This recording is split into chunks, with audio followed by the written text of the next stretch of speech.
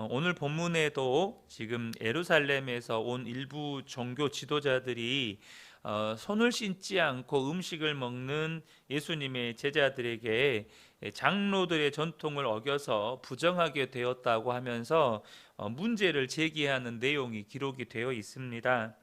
이에 예수님은 사람의 전통을 앞세워서 하나님의 계명을 버리고 패하는 이 종교 지도자들의 외식을 꼬집으면서 무엇이 더 중요한지를 가르쳐 주고 계십니다.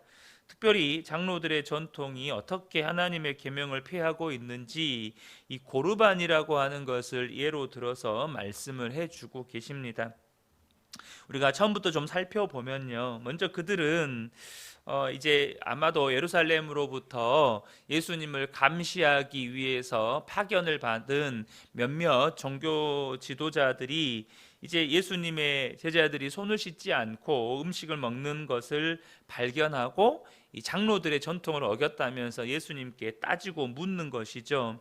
5절을 보면 이에 바리새인들과 서기관들이 예수께 묻되 어찌하여 당신의 제자들은 장로들의 전통을 준행하지 아니하고 부정한 손으로 떡을 먹나이까? 지금 이렇게 비판을 하고 있습니다. 그들이 왜 이런 비판을 하는지는 3절과 4절에 그들이 지금까지 지키고 있는 장로들의 전통을 설명해 줍니다. 성경은 특별히 신약성경 성경 복음서를 보면 종종 하나님의 말씀이 아닌 경우에 이렇게 괄호를 쳐가지고 이것이 하나님의 말씀과 구분된다라는 것을 이렇게 표시를 해줍니다. 오늘도 3절과 4절을 보면 장로들의 전통을 설명하는데 3절과 4절 끝에 이렇게 괄호로 이렇게 표시를 아마 되어 있을 겁니다. 표시가 되어 있을 겁니다. 이거는 하나님의 말씀도 아니고 율법도 아니라는 말입니다. 그래서 3절 4절을 보면 바리새인들과 모든 유대인들은 장로들의 전통을 지키어 손을 잘 씻지 않고서는 음식을 먹지 아니하고 또 시장에서 돌아와서도 물을 뿌리지 않고서는 먹지 아니하며 그 외에도 여러 가지 것을 지키어 오는 것이 있으니 잔과 주발과 녹그릇을 씻음이러라. 그러니까 이들이 율법을 잘 지키기 위해서 음식을 먹기 전에 손을 씻고 시장에 다녀와서 물을 뿌리고 그 외에도 음식을 담는 용기들을 깨끗이 씻어야만, 반드시 씻어서 음식을 먹어야만 이것이 정결한 것이다 라고 그들이 이렇게 전통을 만들었고 그것을 쭉 지켜왔다는 것을 이야기하고 있습니다. 그러면서 이러한 전통을 지키지 않는 것은 부정한 것이다. 지금 제자들은 이 장로들의 전통을 어겼으니 부정하게 되었다라고 비판을 하는 것이죠. 그러니까 이 구약 율법에 정통한 전문가들의 눈에는 제자들과 예수님은 율법을 어긴 자들이고 또 경건치 않은 자들이고 부정한 자들이었다라는 것입니다. 여기에서 이 종교 지도자들의 영적인 무지가 드러나게 됩니다. 먼저는 그들은 여전히 예수님이 하나님의 아들이신 것을 몰랐고 또 이 땅에 우리의 죄를 대속하기 위해 보내심을 받은 메시아이신 것도 몰랐고 예수님을 통해서 율법의 시대가 아니라 복음의 시대가 도래했다는 것을 그들은 몰랐다는 것입니다. 하나님의 나라가 이 땅 가운데 임했다는 것을 모르고 있었다는 거예요. 무엇보다도 이 정결함은 손을 씻는 것으로 표현된 이런 외적인 종교 활동과 율법을 지킴으로 인해서 정결해지는 것이 아니라 마음을 정결케 하는 것이 진정한 정결함이라는 사실을 이들이 몰랐다는 것입니다. 성경은 구약이고 신약이고 진정한 정결함이 우리의 마음의 정결함인 것을 끊임없이 말씀해 주셨습니다. 예레미야 4장 14절을 보면 예루살렘아 내 마음의 악을 씻어버리라 그리하면 구원을 얻으리라 내 악한 생각이 내 속에 얼마나 오래 머물겠느냐.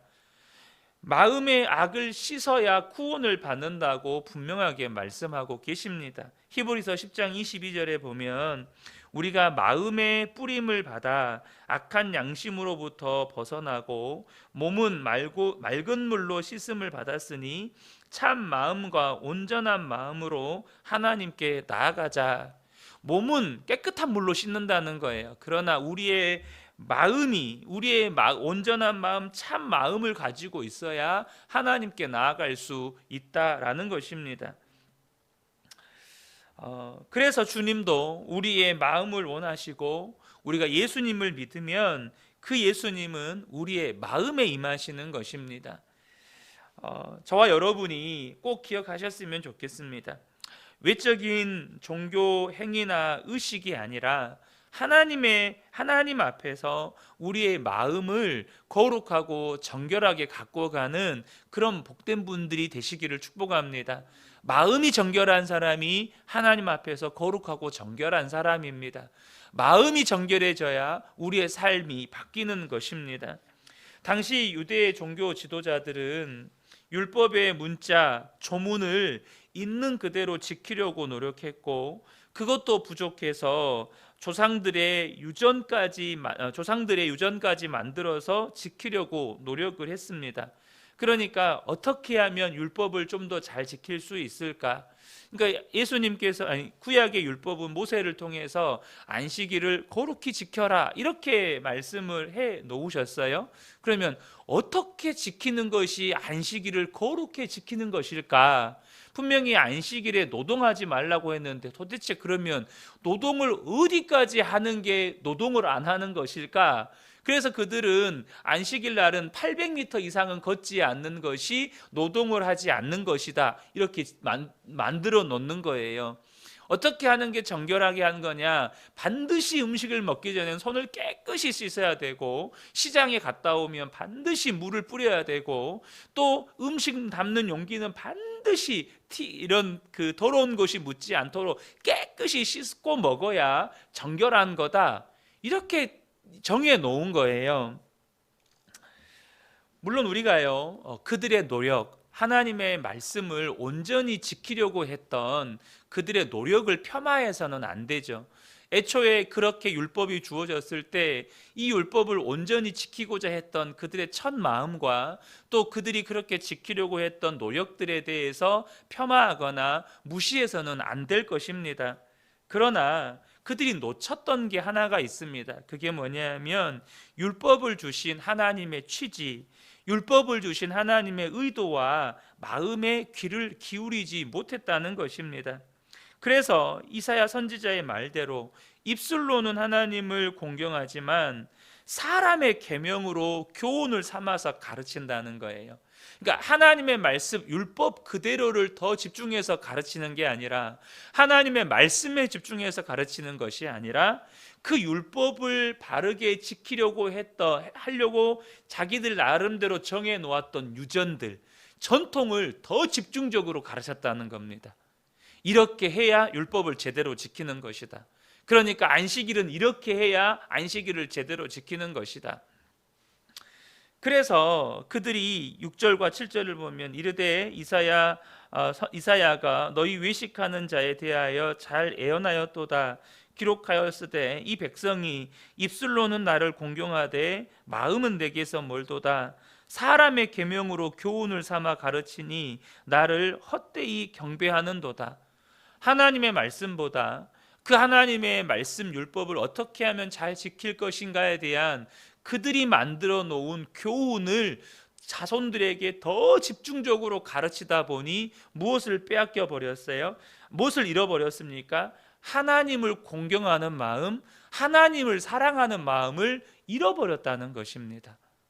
사랑하는 성도 여러분, 저와 여러분이 열심히 기도하는 것 중요하고, 열심히 성경 보는 것도 중요하고, 하나님 앞에 온전하게 예배드리는 것 중요하지만, 저와 여러분이 더 놓치지 말아야 될 게 뭐냐면 하나님을 사랑하는 마음입니다. 하나님을 공경하는 마음입니다. 이것을 절대 잃어버리시면 안 된다는 거예요. 기도에 열심을 내다가 기도에 열심만 있고 그 기도를 통해서 하나님과 친밀해지고 그 기도를 통해서 하나님의 마음을 알게 되고 하나님의 뜻을 알게 되는 이것을 잃어버리면 안 된다는 것입니다. 우리가 말씀을 매일매일 읽고 묵상하는 게 너무너무 중요하지만 그 말씀을 내가 오늘 반드시 5장 읽어야지, 반드시 10장 읽어야지, 그래서 5장 10장 못 읽는 것이 막 못 견디는 거예요. 그러나 그 5장 10장 속에 담겨져 있는 하나님의 마음, 하나님의 뜻은 잃어버리고 내가 오늘 5장 읽었다, 10장 읽었다, 오늘 큐티 했다, 이것에 마음을 두어버리면 하나님과의 친밀함, 하나님을 사랑하는 마음, 하나님의 뜻과 계획을 우리가 잃어버린다는 것입니다. 여러분, 하나님과의 관계보다 단순히 기도하는 것, 말씀 보는 것, 혹은 묵상하는 것이 우선이 될 수 없다는 것입니다.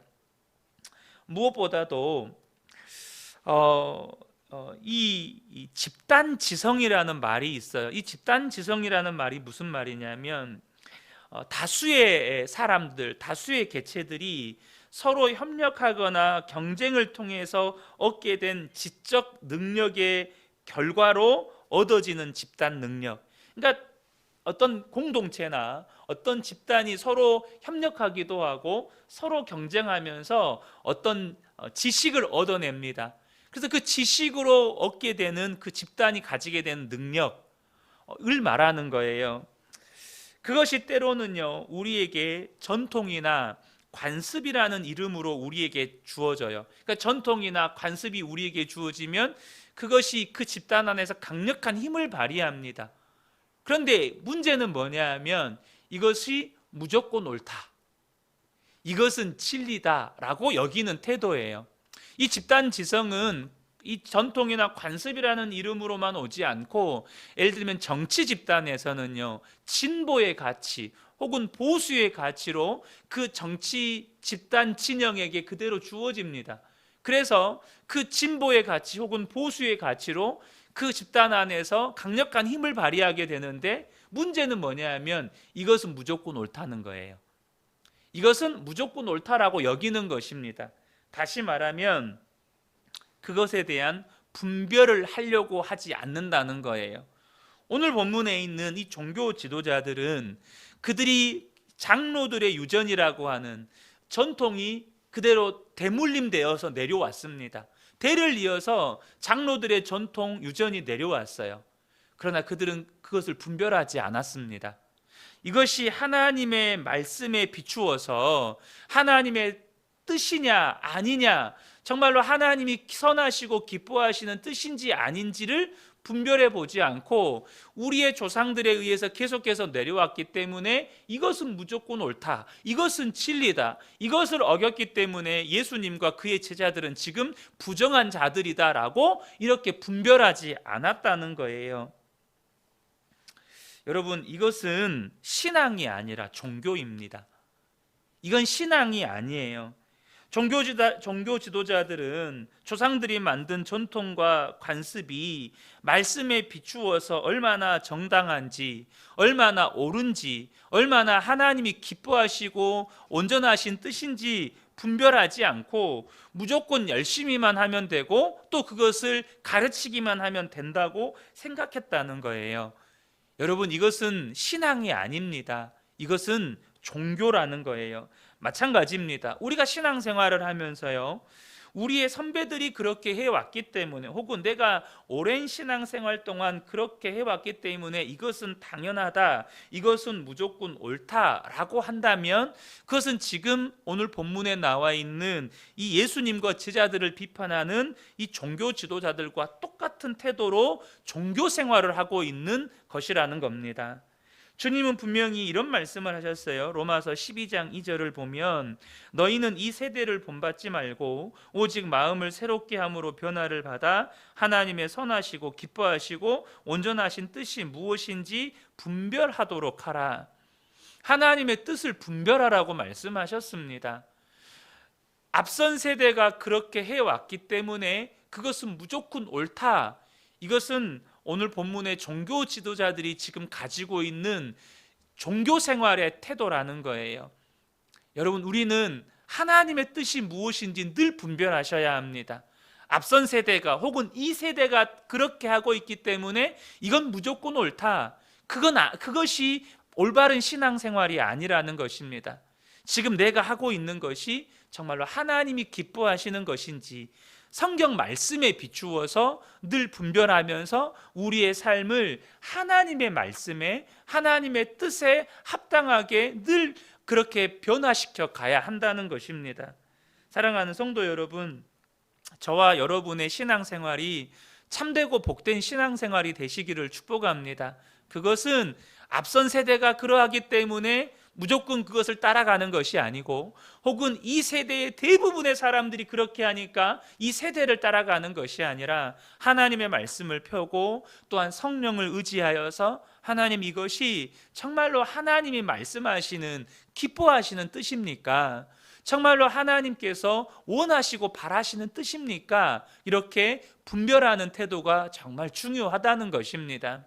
끝으로 오늘 예수님께서는 대표적인 위선적인 율법의 준수의 예로 고르반 제도를 언급합니다. 이 고르반이라고 하는 것은 하나님께서 부모를 공경하라고 십계명에 말씀하셨는데, 그래서 이 자녀들이 이 부모를 공경할 이 재물을 가지고 있는데, 그 재물을 이것은 하나님께 드린 것이다, 혹은 이것은 앞으로 하나님께 드릴 것이다 라고 말을 하면 그 부모를 공경하는 의무에서 자유롭게 되는 전통을 말합니다. 말도 안 되는 전통이죠. 그러니까 부모를 공경하라고 했어요. 그래서 자녀는 물질로 부모를 봉양해야 돼요. 근데 이건 하나님께 드렸다, 혹은 이건 앞으로 하나님께 드릴 것이다 라고 딱 입술로 말을 하면 부모를 공경 안 해도 되는 그런 전통이 있다는 거죠. 여러분, 이 말씀이 무엇을 의미합니까? 사람들은요, 타협하려고 합니다. 무슨 말입니까? 하나님의 말씀 앞에 내가 도저히 그 말씀에 순종할 자신이 없어요. 도저히 할 수가 없어요. 그럼 적당히 이 정도 선에서 하면 이 정도면 순종이 아닌가, 자기 나름대로의 순종의 변명거리를 만든다는 겁니다. 이것은 하나님께 드린 것, 이렇게 해버리면, 그래서 분명히 말했기 때문에 분명히 부모님한테는 이 정도 드려야 되는데 하나님께 드릴 때는 요만큼만 드리면, 100을 드려야 되는데 하나님께 한 30만큼 드리고 70은 또 내가 써요. 그러면서 하나님께 순종했다, 이렇게 말을 하는 거죠. 사랑하는 성도 여러분, 저와 여러분의 삶에 순종의 타협이 없으시기를 축복합니다. 하나님이 말씀하셨으면, 주님, 내가 믿음이 없습니다. 정말 순종해야 하는 것을 알면서도 불구하고 내가 순종할 믿음이 없습니다. 하나님, 나를 불쌍히 여겨주시고 순종할 믿음을 주옵소서. 그렇게 차라리 내게 순종할 믿음이 없을 때는 하나님, 내게 순종할 수 있는 믿음을 달라고 구하는 것이 하나님의 은혜를 받는 비결입니다. 그런데 나름대로 이 정도만 하면 순종하는 거지, 이 정도만 해도 하나님은 기뻐하시겠지, 우리 나름대로 타협안을 만들어 놓고 그렇게 스스로를 위로합니다. 이 정도만 해도 순종한 것이지. 그게 아니라는 것입니다. 사랑하는 성도 여러분, 저와 여러분이 하나님이 말씀하실 때 나름대로의 어떤 타협안 혹은 나름대로 빠져나갈 구멍을 만들지 않고, 우리가 믿음이 없다면 하나님 앞에 정직하게, 하나님, 내게 순종할 믿음이 없으니 순종할 수 있도록 내게 믿음을 더하여 주옵소서, 내게 은혜를 더하여 주옵소서. 그래서 온전히 순종할 수 있는 믿음으로 나아갈 수 있는 복된 분들 되시기를 예수님의 이름으로 축복합니다. 아멘.